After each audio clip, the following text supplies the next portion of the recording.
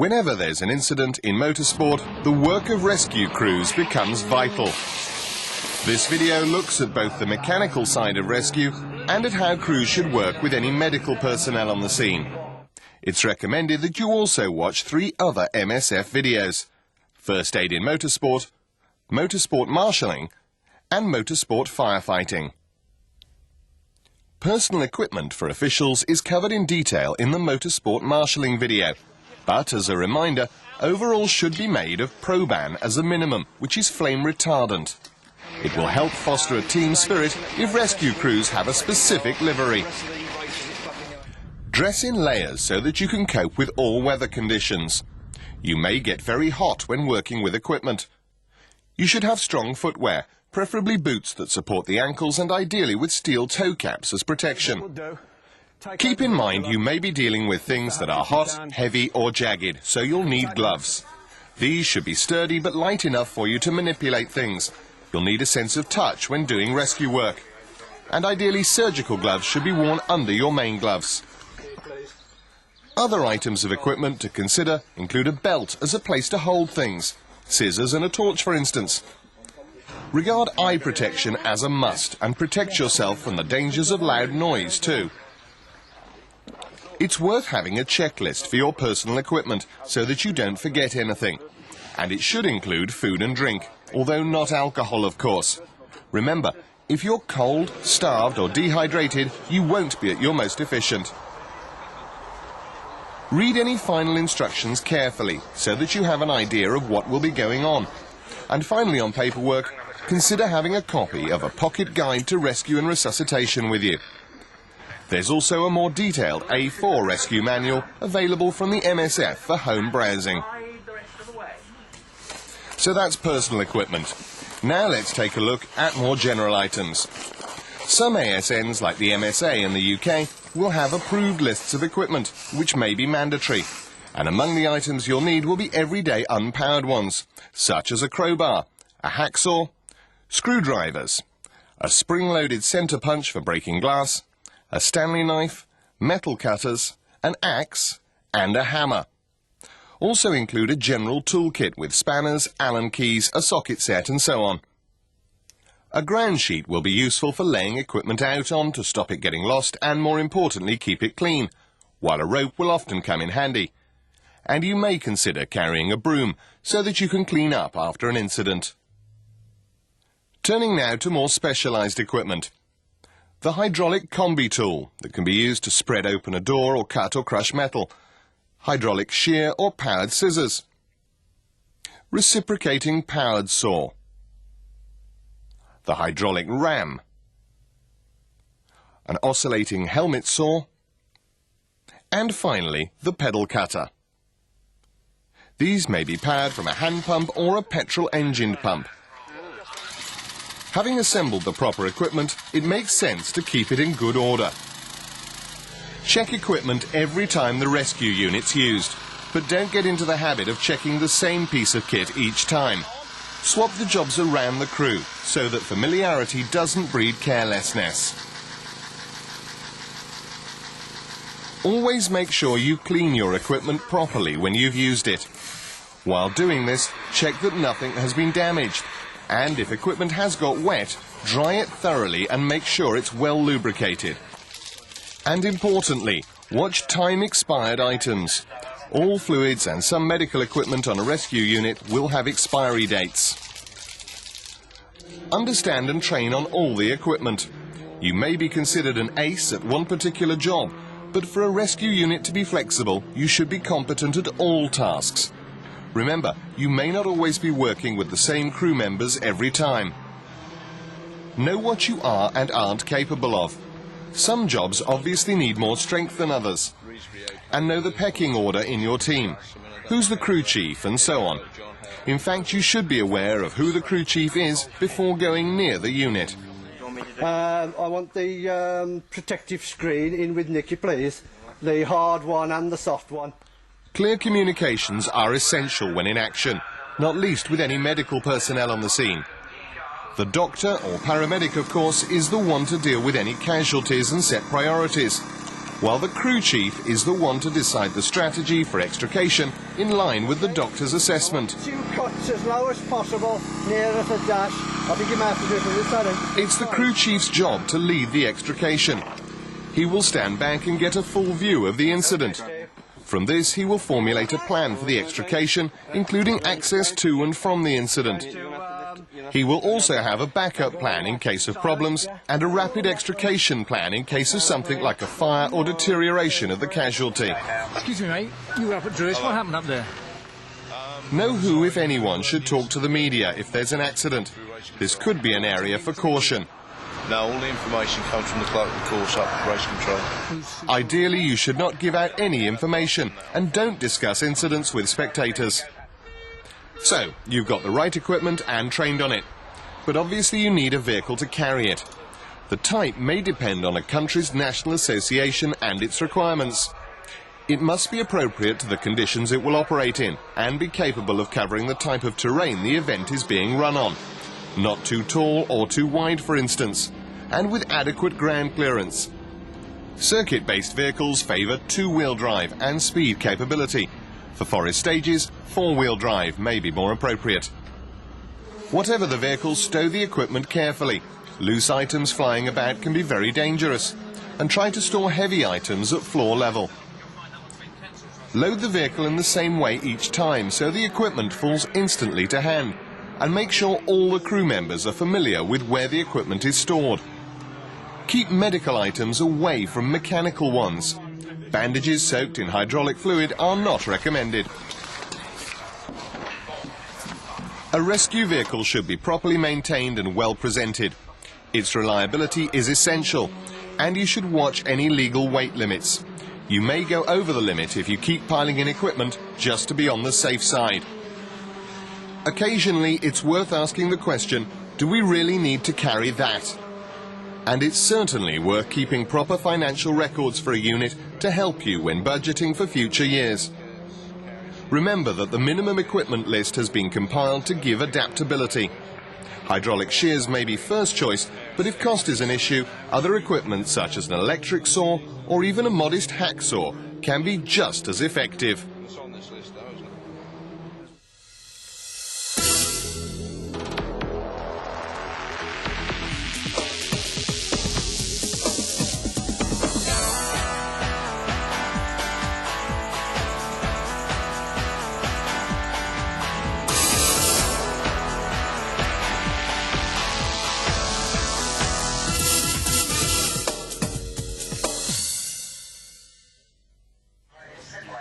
When, with your vehicle properly loaded, you arrive at an event, sign on and then update yourself in case there have been changes, to the time schedule for instance.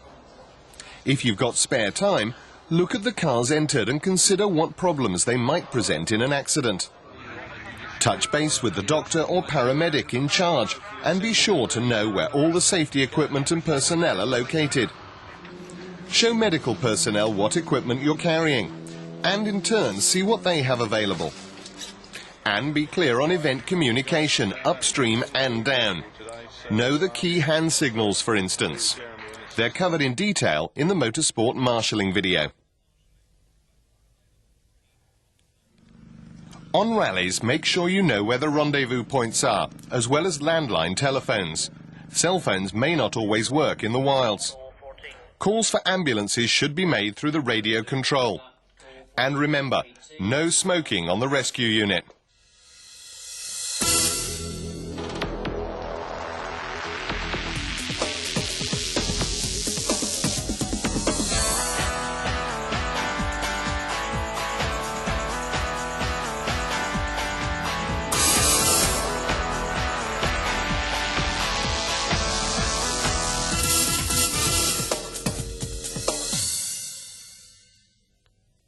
On the majority of events, you'll probably just have a pleasant time watching the action take place. But what if an accident happens?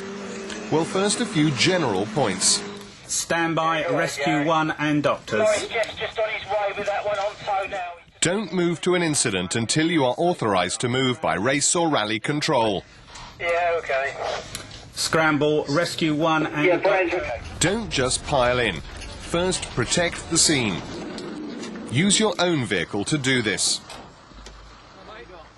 On a rally, post a triangle. While at a circuit, keep in mind that you may have to cross the track. Make sure it's safe for your vehicle to enter the track. If you know which side the incident is on, then try to keep to that side. And remember, you're not trying to break the lap record. If you crash, you can't do your job. Drive so that you are a known quantity to the competitors. At the accident, don't panic, but assess things and carry out the instructions given by your crew chief. The crew chief should take control because someone must be the leader, allocating jobs and keeping up a commentary on what needs doing.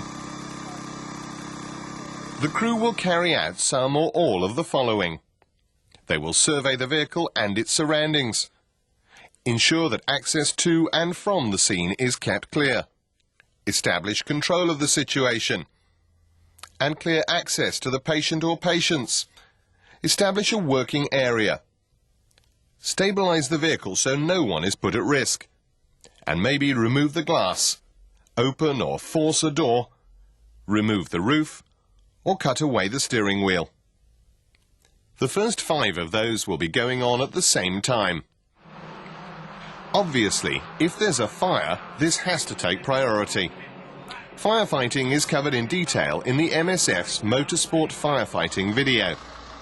There will usually be incident marshals around to handle fire, but rescue crews should keep extinguishers to hand even if there isn't one. The next concern may be controlling spectators who may be fascinated by a dramatic incident. Keep in mind that a courteous approach is likely to gain more cooperation than a belligerent one. You may need to ask responsible-looking spectators to help self-police a situation.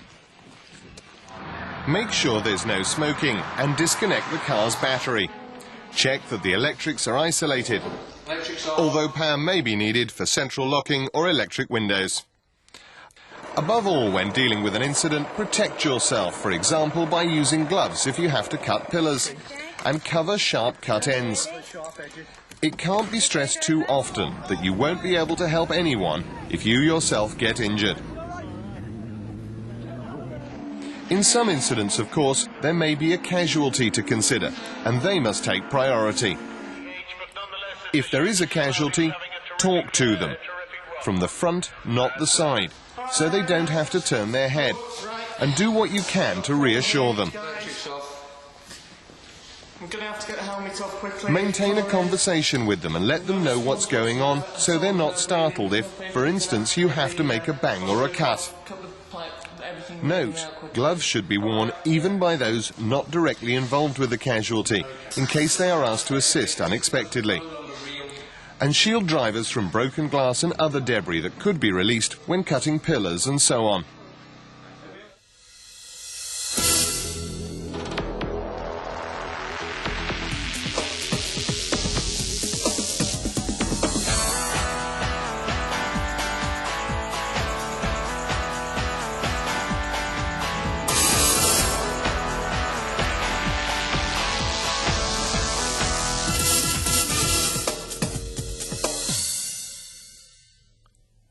A doctor arriving at a serious incident will need equipment for him to carry out the ABC and cervical spine protocols.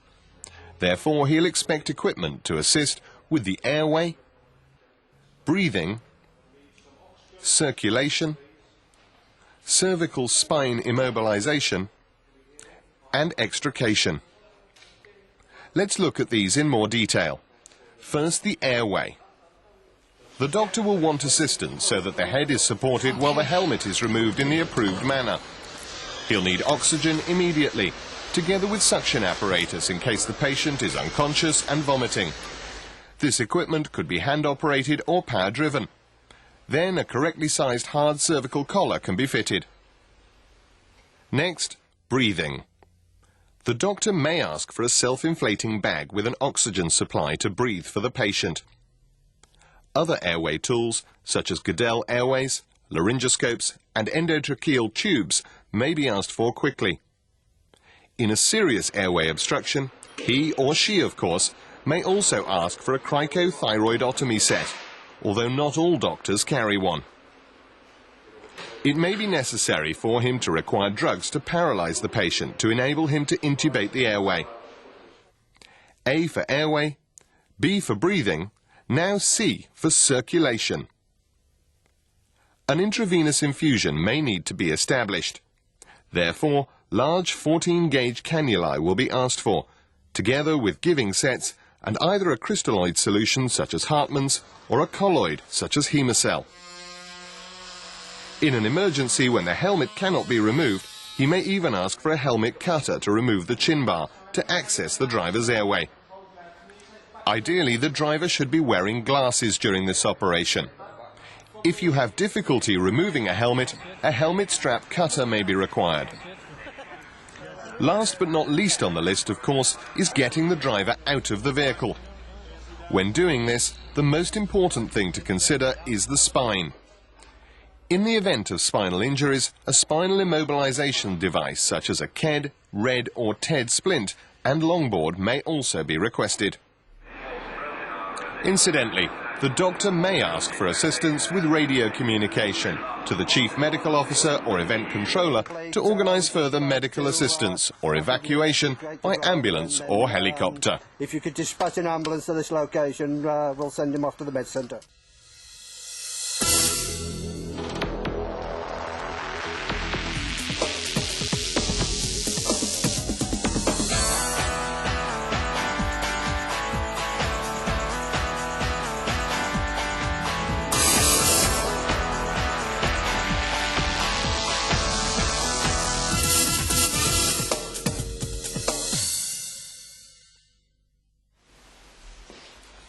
So that's the medical side. Now, let's look at how to handle the mechanical side of rescue. Ensure the car is stabilised and won't roll or slide during the rescue. That way, it doesn't put you or anyone else at risk. Laminated glass cannot be broken cleanly, so it's better to consider removing the windscreen as a whole. This will require cutting through the rubber strip, enabling it to be peeled away all around the screen. Then a screwdriver can be used to lever the screen away from the frame without breaking it. Some cars are fitted with bonded windscreens. In these cases, the best method is to cut out a small section of the A-pillar on both sides and then lever the upper section away using a combi tool. Remember to make the first cut on the A-pillar as low as possible and the second one a couple of inches above that, close enough just to fit in the jaws of the combi tool. If possible, 2 combi tools can be used at the same time. Either way, the screen bonding will be broken and the roof can be removed. Side windows will shatter when a spring-loaded centre punch is held tightly against the glass.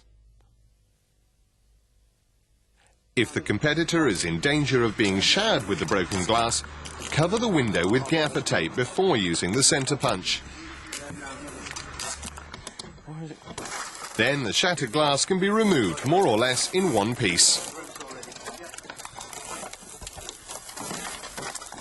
There are 3 methods of cutting pillars: the hydraulic combi tool, the powered reciprocating hacksaw, and the hydraulic shear. When in use, hydraulic equipment will often move around. Do not try to resist this movement during cutting. Allow it to move or stop cutting and reposition. The powered hacksaw may prove as effective as the more powerful hydraulic machines and will probably be quicker to deploy. Even a conventional muscle-powered one can be the best option if other devices are not available or if speed is vital. Bear in mind that after a major accident, the car body may be deformed, storing strain energy. This may be released violently when the pillar is severed during removal of the roof. Be aware of the direction in which it will spring and be ready to keep clear. When cutting the B pillar, be sure to line up above or below the seatbelt anchorage that will prove difficult to handle.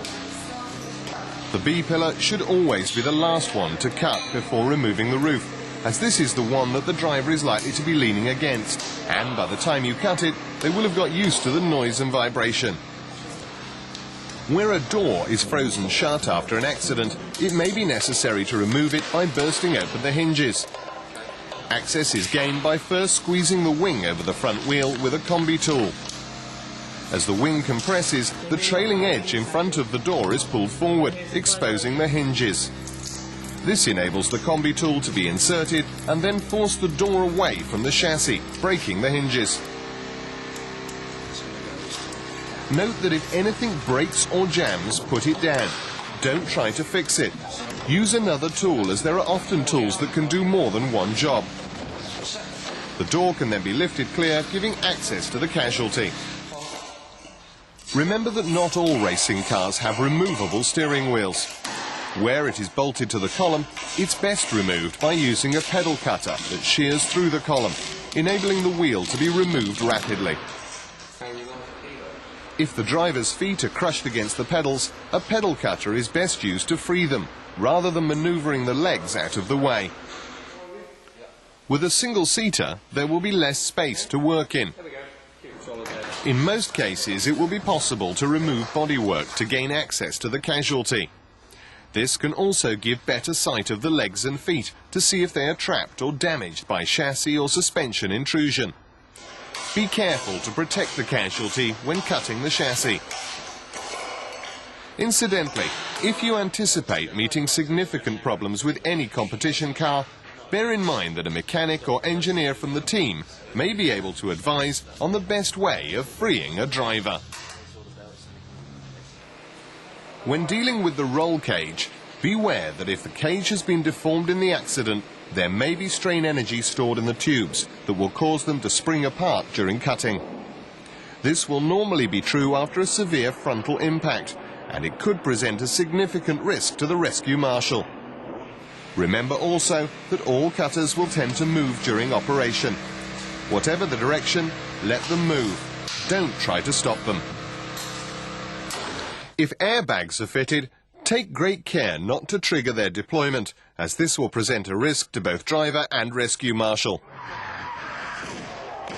And finally, if there's any risk of fire through fuel or oil spillage, take great care to minimize the risk of sparks during metal cutting.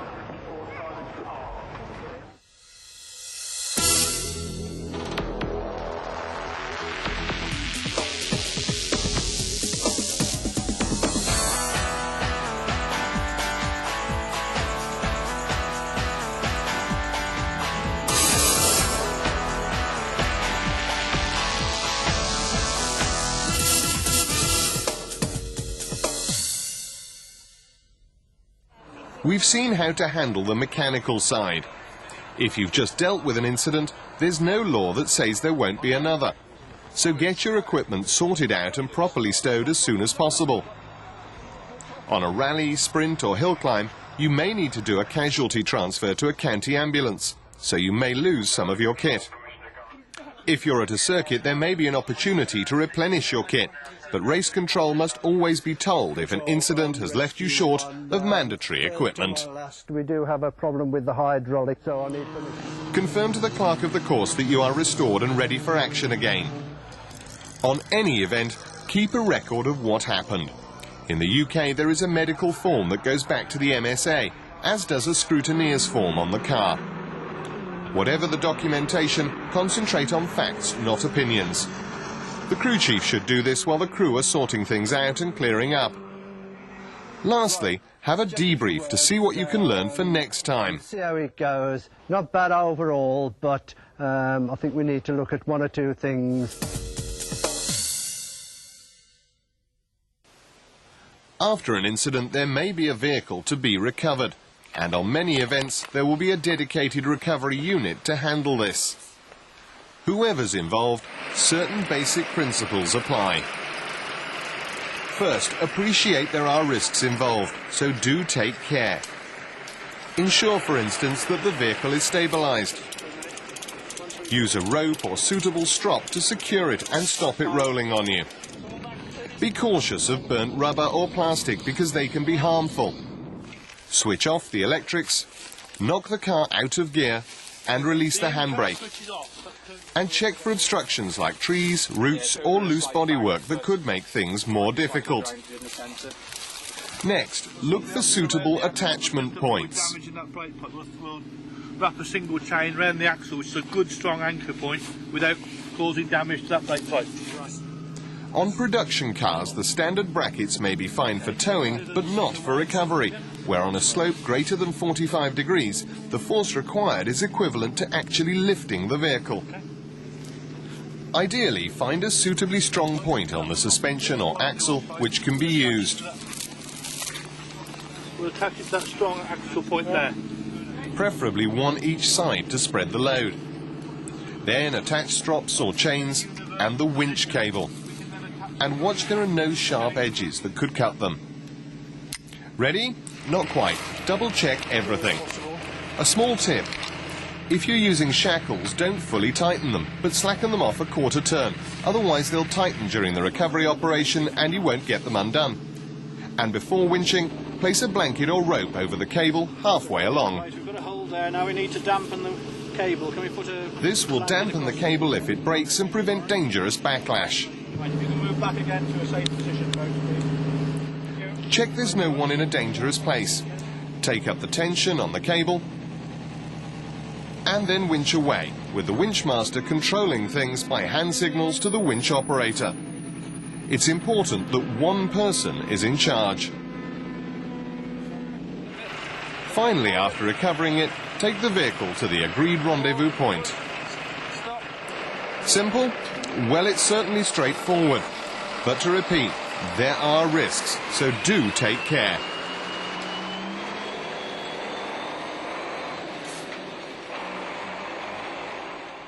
Obviously, no video can replace on-the-job experience and training in rescue techniques, but it is hoped that this video has at least highlighted the essentials.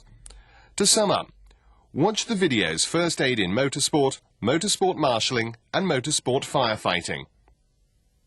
Ensure you have the right clothing and equipment. Know how the equipment works, maintain it and train on it. Swap jobs frequently.